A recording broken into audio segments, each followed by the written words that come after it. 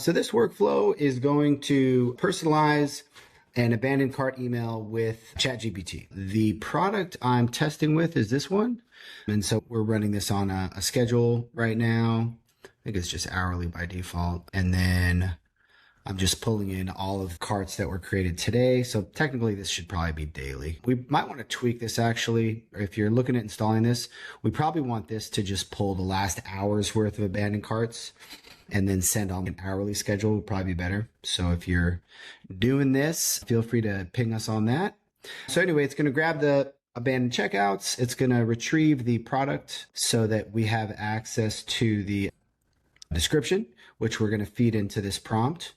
And the prompt I'm using here is pretty simple. This is pretty quick. And the results I think are already pretty decent. So here's what it came up with. These are like racing glasses or something like that. And so it personalized it nicely. Your future looks too bright. Actually, that's saying the opposite of what you want to say. But I did a couple other tests and some of them were a little better. But yeah, so oops, you left your race car in the pit stop. Shopping cart. So pretty cool. I think it's a nice little incremental improvement to abandoned cart emails. I'd be surprised if it didn't help. So many abandoned cart emails are all the same. So I think it should help. But yeah, that's the prompt. Definitely could iterate on this and just inject your brand's kind of tone. It always helps if you're maybe copy some content from your about page to this prompt so that you have some of that flavor in the prompt. And so this one is grabbing the opening sentence and this one is grabbing the subject line, and then we're sending an email. And at the moment, we're just grabbing the first item in the cart.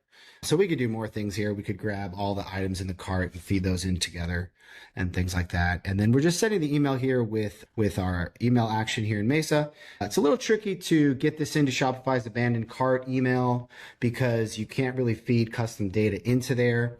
It's possible that we could do it using like a note field on the abandoned cart. So there's different fields here that it pulls in. And one that looked promising was this note field, because so we could stuff these variables inside of the note field. Actually can't do the subject line though. Definitely can't do the subject line. Yeah, but I didn't see any API access to update this note. It can be updated manually. Anyways, if you're wanting to do that, let me know. I'd love to try to figure that out. And then if you're using another ESP like Klaviyo or something like that, I think we can integrate with that as well. But this is a simple demo. Yeah, so that's pretty much it. And again, that's the example email that it kicks out. I'm using obviously the latest model that I had access to here on GPT-4. Your mileage may vary a little bit as to which models available in the list. But yeah, and then you can always find these on the automation demos section of the blog. And then you can download the workflow right there to mess around with it. So let us know if you need any help setting that up. We'd be happy to help.